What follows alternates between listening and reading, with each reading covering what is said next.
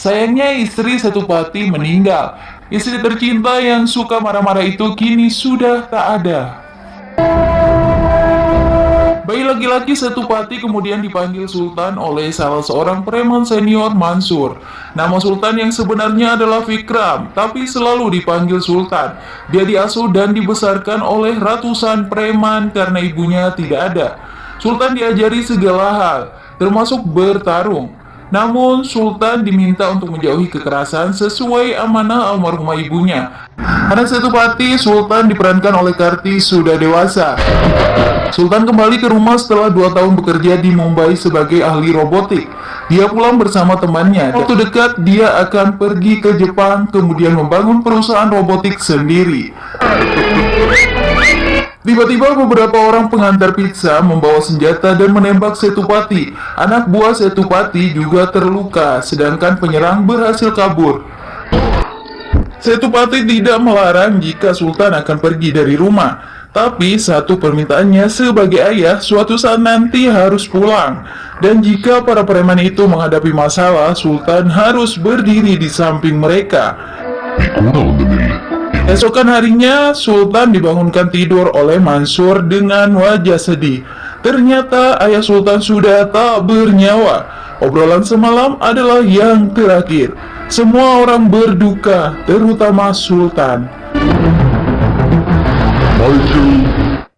Sultan menemui komisaris polisi. Dia meminta kesempatan agar diberikan waktu untuk mengubah para preman menjadi orang baik.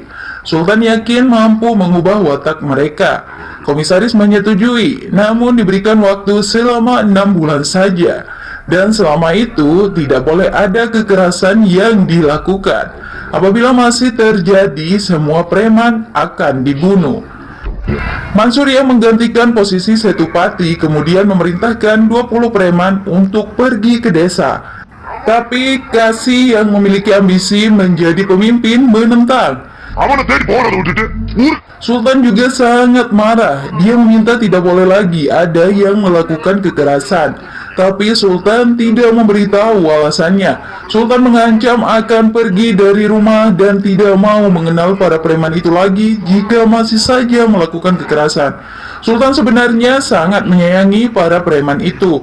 Dia rela menggagalkan rencananya untuk pergi ke Jepang. Sultan tidak ingin jika para preman itu dihabisi polisi.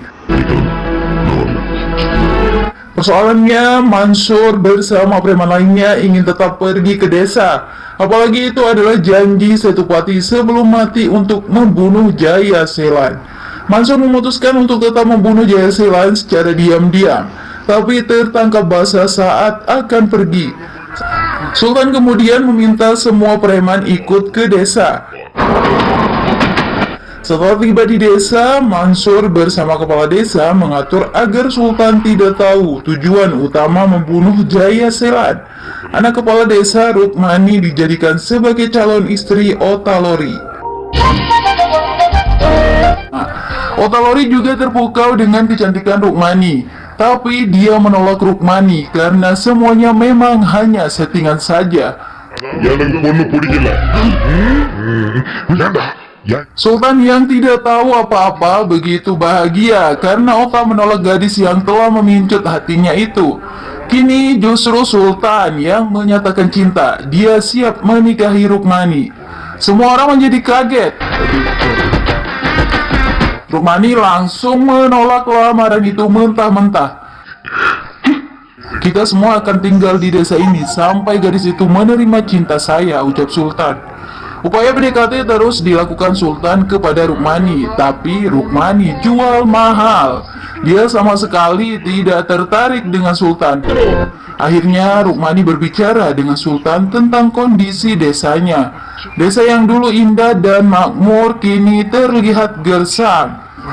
Rukmani telah bersumpah dirinya akan berusaha mengembalikan desa seperti dulu. Desa harus makmur dan hasil pertanian akan disajikan dalam pernikahannya. Saya bersumpah, pria yang mewujudkan itu akan menjadi suami saya, ujarnya.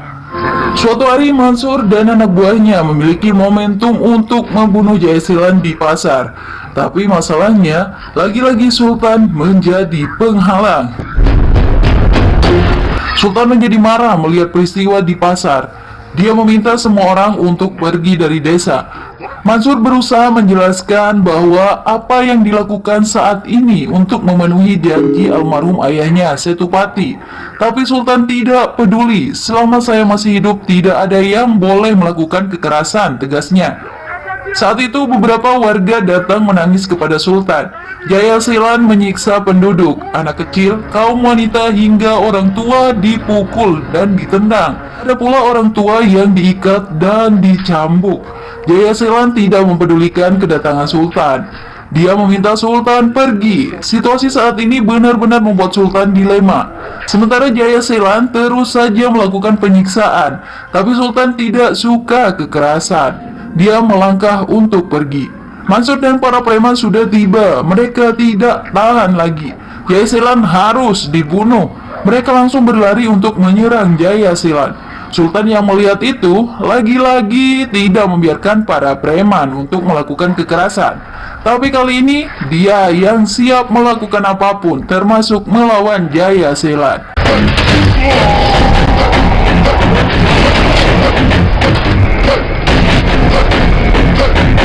Dalam satu gerakan, Jaya Selan dengan sangat mudah dilumpuhkan oleh Sultan. Mansur dan seluruh anak buahnya diminta mundur. Sultan tetap melarang mereka terlibat kekerasan. Anak buah Jaya Selan dibabat habis. Kini giliran Jaya Selan yang disiksa hingga pingsan terluka parah. Para penduduk sangat bahagia.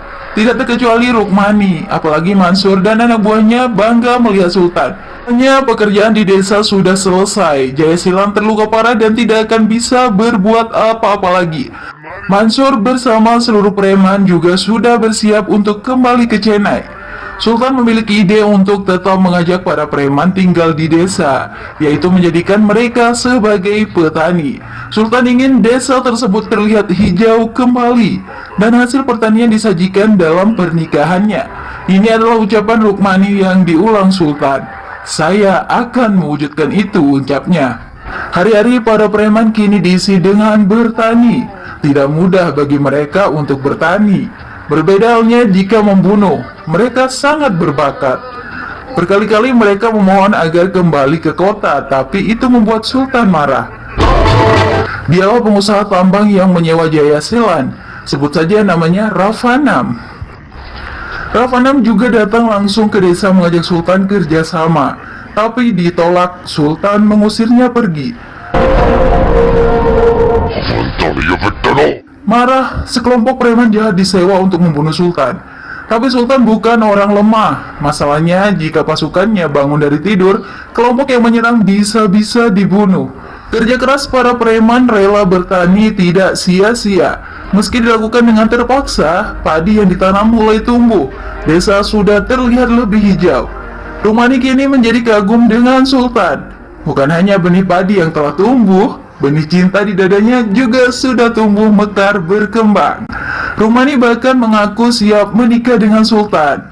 Tapi syaratnya dia akan tetap tinggal di desa, tidak akan pergi kemana-mana. Sultan tidak berpikir dua kali untuk setuju.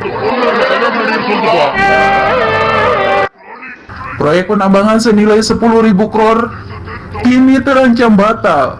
Silakan buat desa itu menjadi tandus jika ingin melanjutkan proyek.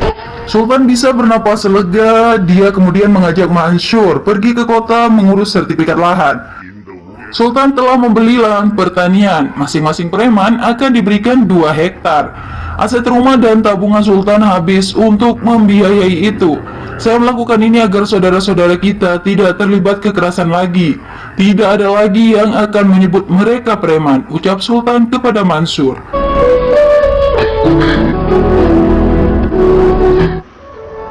Saat perjalanan pulang, Sultan diserang lagi. Hampir saja Sultan terkena tusukan. Mansur mengorbankan nyawanya demi menyelamatkan Sultan. Mansur mati. Semua orang berduka atas kematian Mansur. Ravanam bertanggung jawab atas kematian itu. Watak keras yang terpendam pada jiwa para preman bangkit lagi. Mereka ingin membunuh Ravanam untuk balas dendam. Sultan melarang keras. Kasih memprovokasi para preman. Bahkan Michael kini mulai angkat bicara. Dia berani menantang Sultan untuk bertarung. Siapapun yang kalah harus mengikuti keputusan pemenang. Sedih hati Sultan mendengarnya. Dia harus bertarung dengan orang yang telah membesarkannya. Michael banyak berjasa dalam hidup Sultan sejak dirinya masih kecil. Sultan membiarkan dirinya dipukul. Dia terlihat akan kalah. Para preman sudah bersiap lagi untuk pergi. Sultan akhirnya melawan dan mengalahkan Michael dengan mudah.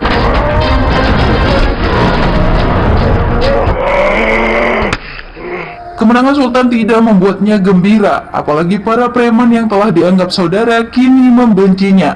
Sultan bahkan tidak diberikan uang untuk upacara terakhir kematian Mansur. Sultan menjadi semakin sedih. Para preman juga memutuskan pergi ke kota meninggalkan desa. Hancur hati Sultan, lemah letih lesu. Rukmani berusaha menghibur Sultan, tapi kesedihan tak bisa diusir. Niat Sultan yang ingin mengubah para preman justru membuat semuanya hancur. Momentum itu dimanfaatkan oleh Ravanam dan Jaya Silan yang sudah sembuh. Desa akan dibakar, semua penduduk ingin dibantai. Mengetahui Jaya Silan akan datang balas dendam, penduduk meminta Sultan untuk pergi saja meninggalkan desa. Jangan sampai Sultan mati karena ingin melindungi desa seorang diri. Kepala desa menyerahkan anaknya Rukmani untuk dibawa pergi. Penduduk desa sudah pasrah menerima kembali penyiksaan dari Jaya Silan. Tapi Sultan tidak ingin pergi, apalagi melindungi desa adalah janji ayahnya. Jika harus mati, saya akan mati untuk memenuhi janji ayah saya. Saya bersumpah demi desa ini, ucapnya. Anak-anak dan kaum wanita kemudian diminta mengungsi terlebih dahulu, karena malam harinya desa akan diserang. Rukmani juga ikut mengungsi. Ravanam datang bersama pasukannya. Sultan memimpin penduduk bertarung melawan para penjahat itu. Namun musuh terlalu banyak. Sultan berkali-kali terkena tebasan parang. Meski begitu, dia tetap berjuang dengan tenaga yang ada, hingga Ravanam berhasil dilumpuhkan.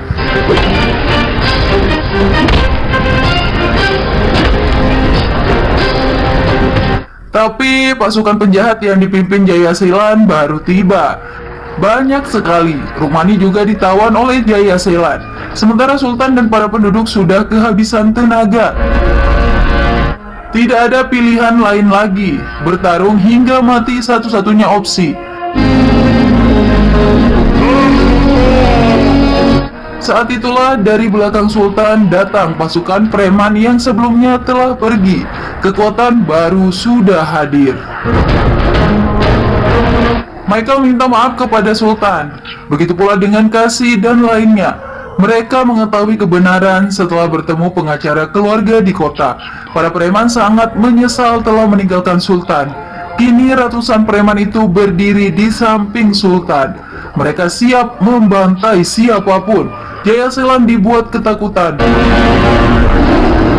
Pertempuran antara preman baik dan preman jahat terjadi dengan sengit. Tidak butuh waktu lama untuk menghancurkan Jaya Silan dan anak buahnya. Desa kembali aman, musim panen juga tiba. Ratusan preman bahagia menjalani hidup baru sebagai petani.